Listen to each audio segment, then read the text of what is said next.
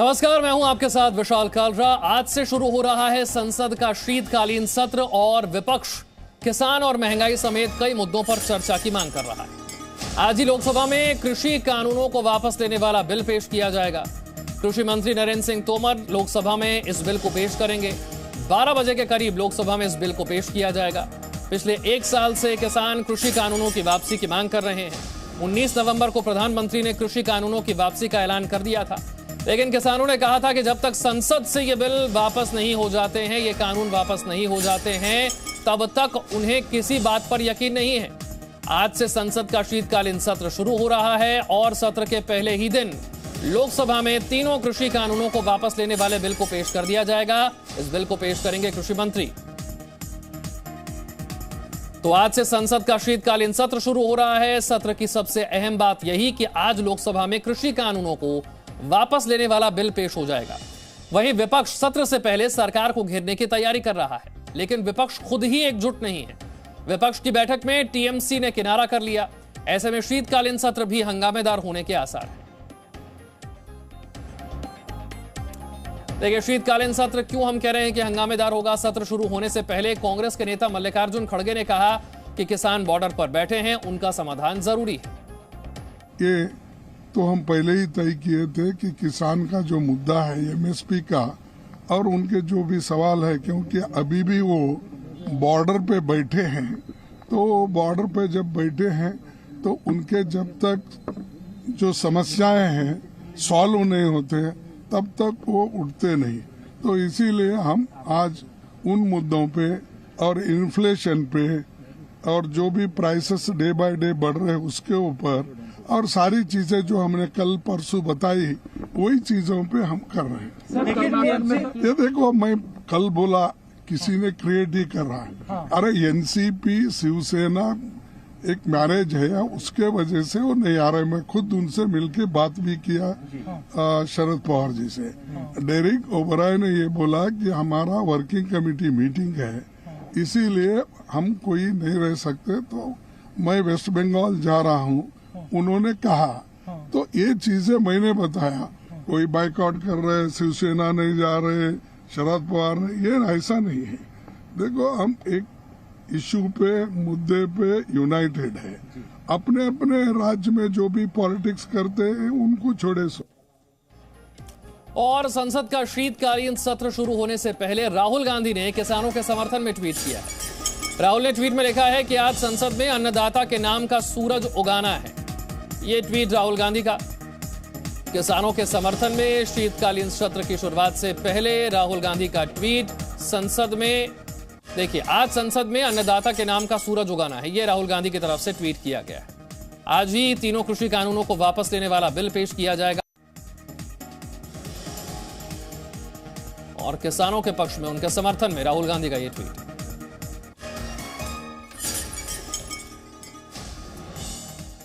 मेरे सहयोगी रविंद्र कुमार मेरे साथ जुड़ रहे हैं। इसके साथ साथ भारतीय जनता पार्टी से मनोज यादव मेरे साथ हैं, कांग्रेस समर्थक दीपक झा मेरे साथ हैं, बादल देवनाथ साहब टीएमसी से मेरे साथ जुड़ रहे हैं। पहले रविंद्र, शीतकालीन सत्र की शुरुआत, तीनों कृषि कानून आज वापस होंगे जिसका इंतजार किया जा रहा था। बिल्कुल, आप 12 बजे के आसपास ये तीनों बिल रिपील करने के लिए एक फ्रेश बिल रखा जाएगा कृषि मंत्री नरेंद्र सिंह तोमर द्वारा। और जो बीएससी में 10:30 बजे बैठक होने वाली लोकसभा के फ्लोर लीडर की, उसमें तय होगा कि क्या इस बिल को रखते के साथ इस पर बहस कराई जाए, क्योंकि सरकार की कोशिश है कि इस पर बिल चूंकि रिपील करने के लिए है, इस पर कोई बहस करने की कोई जरूरत नहीं है। लेकिन विपक्ष अगर अड़ता है तो उस पर बहस कराने के लिए भी सरकार तैयार है। लेकिन आज ही ये बिल लोकसभा से पारित हो जाएगा, क्योंकि भले ही कांग्रेस ने बैठक बुलाई हो, कई लोग उसमें नहीं आए हैं, क्योंकि जो विपक्षी दल है उनका मानना है कि पिछले मानसून सत्र इसलिए वासट हुआ कि कांग्रेस पेगासस को लेकर सदन नहीं चलने दी थी, बल्कि बाकी विपक्षी दल किसान मुद्दे उठाना चाहते हैं। इसलिए कहीं ना कहीं ये लग रहा था कि कांग्रेस पूरे विपक्ष की नुमाइंदगी कर रहा है, ये संदेश न जाए, क्योंकि विधानसभा चुनाव होने वाले हैं कई राज्यों में, वहां पर कोई ये नहीं चाहता कि कांग्रेस ही विपक्ष की अगुवाई कर रहा। भले ही मल्लिकार्जुन खड़गे कई तरह के तर्क दे रहे हो कि संजय राउत नहीं आया है, शरद पवार नहीं आया है या फिर दूसरे नेता नहीं, लेकिन उस पार्टी का नुमाइंदा कोई आ सकता था। तो ये मूल है कि कांग्रेस केवल ही वही सबका नुमाइंदगी करे, वही नेता बने, ये शायद विपक्षी दल नहीं चाहते थे। और जहां तक कृषि बिल की बात है तीनों बिल आज वापसी होगी। लेकिन सरकार ने साफ कहा है, जो हमें जानकारी मिल रही है रिपीलिंग बिल में, कि किस परिस्थितियों में ये बिल वापस लिया जा रहा है। लेकिन कृषि रिफॉर्म आगे भी जारी रहेगा। हमने पूरी कोशिश की कि किसानों की आय को बढ़ाया जाए। पिछले 2014 से 5 गुना बजट बढ़ाया गया है। लाखों करोड़ रुपया किसानों के हित के लिए उनके खाते में दिए गए हैं, खर्च किए गए। बावजूद उसके कुछ किसान नाराज थे, वो माने नहीं, समझ नहीं पाए, इसलिए हम कृषि बिल को वापस ले रहे हैं। और ये भी कहा गया है कि आगे भी रिफॉर्म जारी रहेगा। तो जाहिर सी बात है कि कृषि बिल तो वापस हो जाएगा, लेकिन विपक्ष चाहता है कि इसी के जरिए सरकार को पूरी तरह से घेरा जाए। ठीक है, सरकार को इसी के जरिए घेरने की प्लानिंग है। मैं जल्दी से सिंघू बॉर्डर का रुख कर लेता हूं। मेरे साथ शिवांग जुड़ गए हैं। शिवांग, जैसे ही संसद में तीनों कृषि कानूनों को वापस लिया जाएगा, उसके बाद क्या कुछ ऐसे किसानों का वर्ग है जिनका मन बदल सकता है, जो आंदोलन यहीं पर खत्म कर सकते हैं? जी बिल्कुल विशाल, देखिए आज 11 बजे पंजाब की 32 जत्थेबंदियों की इसी विषय पर बैठक होनी है कि आंदोलन को कब समाप्त करा जाए, आंदोलन को समाप्त करके कब घर जाया जाए। साथ ही आपको ये भी बताते चलें कि संयुक्त किसान मोर्चा के जो किसान नेता है मंजीत राय, उन्होंने कल देर रात अपना बयान जारी करके ये स्पष्ट कर रहा था कि देखिए जो एमएसपी की जो भी प्रक्रिया है, कानूनन एमएसपी की, वो काफी लंबी है। उसमें राज्य सरकार से भी, केंद्र सरकार को सलाह लेनी पड़ेगी, उसके बाद विधानसभा में भी पास करवाना पड़ेगा, लोकसभा में भी पास करवाना पड़ेगा, साथ ही जो कमेटी बन रही है उसकी रिकमेंडेशन भी आनी है। तो वो कुछ किसान नेताओं का ये वर्ग था जिसका कहना था ये काफी टाइम टेकिंग है, ये काफी समय लेगा। ऐसे में किसान नेता अब ये चाहते हैं कि तीनों कृषि कानूनों के रद्द होने के बाद केंद्र सरकार जो भी कमेटी बनाए उसमें जो संयुक्त किसान मोर्चा के किसान नेता है उनको रखे, और साथ ही एक समय सीमा यहाँ पर किसान नेता केंद्र सरकार को देने के मूड में है कि इतनी एक समय सीमा है, इतने समय सीमा में आप कानूनन एमएसपी कर दीजिए, हम घर चले जाएंगे। अगर उस समय सीमा में कानूनन एमएसपी नहीं हुई तो फिर वो लोग फिर से वापस आएंगे। ये बयान कल देर रात 2 बजे के आसपास किसान नेता मंजीत राय की भी तरफ से आया था, और अब से कुछ ही घंटे बाद ठीक 11 बजे यहाँ पर 32 जत्थेबंदियों की बैठक होगी पंजाब के, जो कि इस निर्णय पर अपना एक बार फिर से बैठक करके तकरीबन 12 बजे या फिर 1 बजे के आसपास प्रेस कॉन्फ्रेंस करेंगे और अपना संपूर्ण निर्णय जो भी उनका है उसको हम लोग को सुनाएंगे। जी विशाल। ठीक है, मैं मनोज यादव का रुख करता हूं। मनोज जी, तीनों कृषि कानून तो वापस हो जाएंगे, लेकिन क्या संसद का सत्र सुचारू रूप से चल पाएगा? क्योंकि सारी विपक्षी पार्टियां जो हैं वो महंगाई और एमएसपी को लेकर अब भी चर्चा की मांग कर रही हैं और हंगामा होता हुआ यहां पर नजर आएगा। देखिए विशाल जी, संसद का जो शीतकालीन सत्र है उसको चलाने की जिम्मेदारी केवल सरकार की नहीं है, वो विपक्ष की भी उतनी ही जिम्मेदारी बनती है। विपक्ष अपनी एक सकारात्मक भूमिका निभाए और सरकार ने स्पष्ट रूप से कहा है कि हम नियमों के अनुकूल हर विषयों पर चर्चा करने के लिए तत्पर है, लेकिन नियमानुसार ही चर्चा होगी। लेकिन विपक्ष का क्या है? विपक्ष के बारे में अगर आप देखें तो विपक्ष को रास नहीं आ रहा है कि नरेंद्र मोदी सरकार अपना दूसरा कार्यकाल का आधा समय सफलतापूर्वक पूर्ण करने जा रही है, और विपक्ष को ये रास इसलिए नहीं आ रहा है क्योंकि विपक्ष अपनी नकारात्मक राजनीति को कहीं ना कहीं छुपाना चाहता है। और आपने देखा 26 नवंबर को जिस तरह से संविधान सभा का एक कार्यक्रम हुआ संविधान दिवस के ऊपर, उस पर विपक्ष ने उसका बहिष्कार किया। बहुत सारे दलों ने वहां पर अपना उपस्थिति दर्ज नहीं कराई। तो इससे साफ साफ दिखता है कि विपक्ष अपनी नकारात्मक राजनीति। मनोज जी देखिए, पिछली बार भी पेगासस के मुद्दे पर संसद का पूरा सत्र काम नहीं हो पाया जी, इस बार भी एमएसपी का मुद्दा हावी रहेगा जी। देखिए एमएसपी का मुद्दा ऐसा है विशाल जी, सबसे पहला विषय तो यह है कि माननीय प्रधानमंत्री जी ने स्पष्ट रूप से कहा कि एक कमेटी गठित होगी जिसमें किसानों के प्रतिनिधि भी शामिल होंगे, और एक उसके बाद भी एक रोड मैप बनेगा, उसके बाद इसका फैसला होगा। लेकिन ये इसके ऊपर भी एक चिंतन करने की आवश्यकता मैं बताता हूं, क्योंकि एमएसपी मात्र 6% किसानों को मिलता है, और विशेषकर उन लोगों को मिलता है जो पंजाब, हरियाणा और पश्चिमी उत्तर प्रदेश के लोग हैं। 94% जो देश के किसान उनको एमएसपी नहीं मिलता है। तो इस पर भी चिंतन होने की आवश्यकता है, और इस पर एक गंभीर रूप से एक चर्चा होनी चाहिए, विमर्श होना चाहिए। जल्दबाजी में और दबाव में, हठधर्मिता के सामने सरकार इस तरह का फैसला नहीं लेगी, क्योंकि 94% किसान हैं, उनको भी देखना होगा सरकार को। इसलिए सरकार कह रही है कि आइए कमेटी में बैठिए, कमेटी में चर्चा कर दिए, उसके बाद में एक रोड मैप बनेगा, उसके बाद ड्राफ्ट बनेगा। लेकिन देख रहे हैं आप किस तरह से राकेश टिकैत क्या बोल रहा है। राकेश टिकैत बोल रहे हैं कि सरकार समझ ले, नहीं तो 26 जनवरी दूर नहीं है। यही राकेश टिकैत बोल रहे थे कि 26 जनवरी पे जो तांडव हुआ, जो इस तरह की घटना हुई, उसमें बीजेपी के कार्यकर्ता थे। तो इससे तो साफ साफ आज जाहिर हो रहा है कि राकेश टिकैत की उसके अंदर कहीं ना कहीं और किसान मोर्चा उसके अंदर संलिप्त था। दूसरा विषय, राहुल गांधी ने ट्वीट किया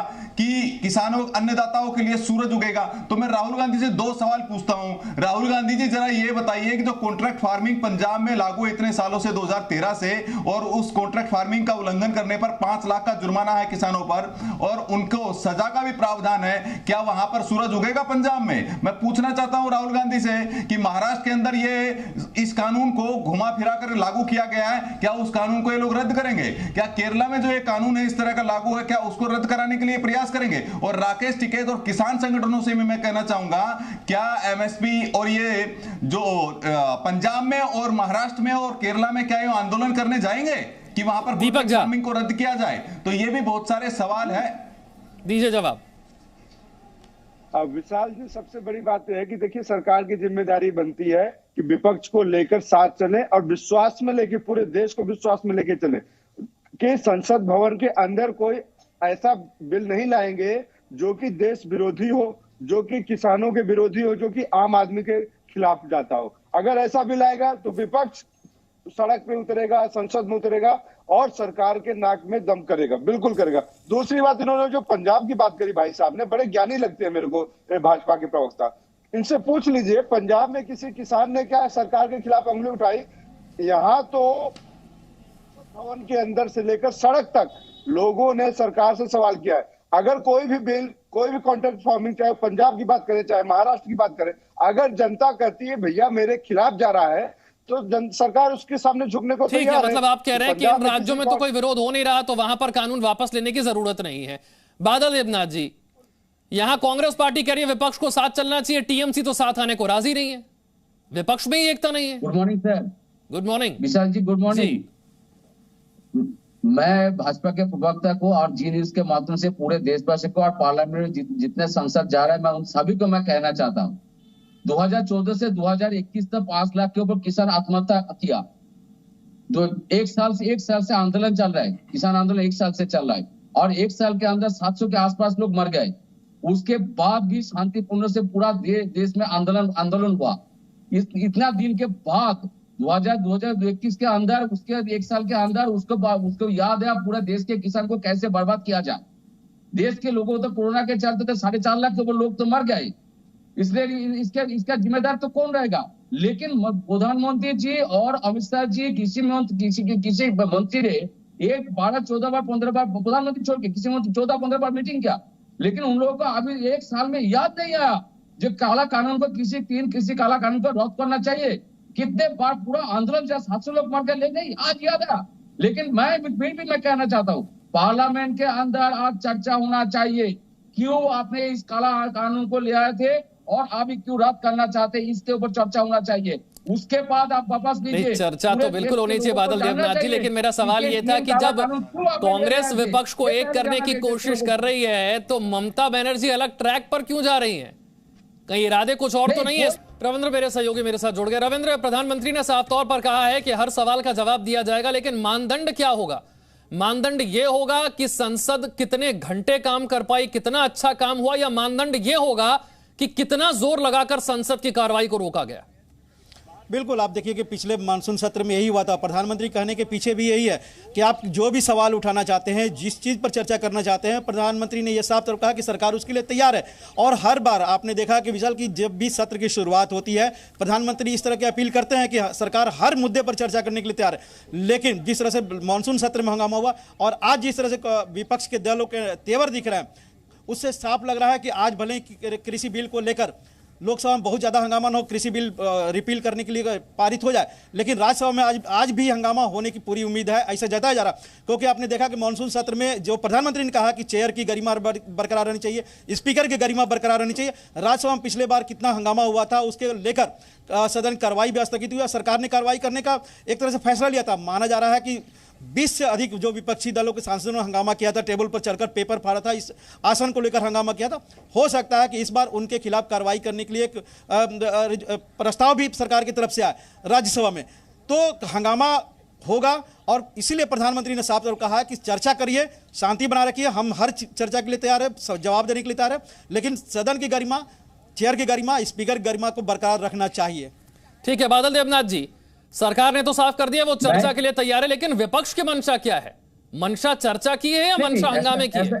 प्रधानमंत्री देश के लोगों के लिए पार्लियामेंट में, राज्यसभा के लिए आवेदन कर सकते हैं, एक कोई बात नया बात नहीं।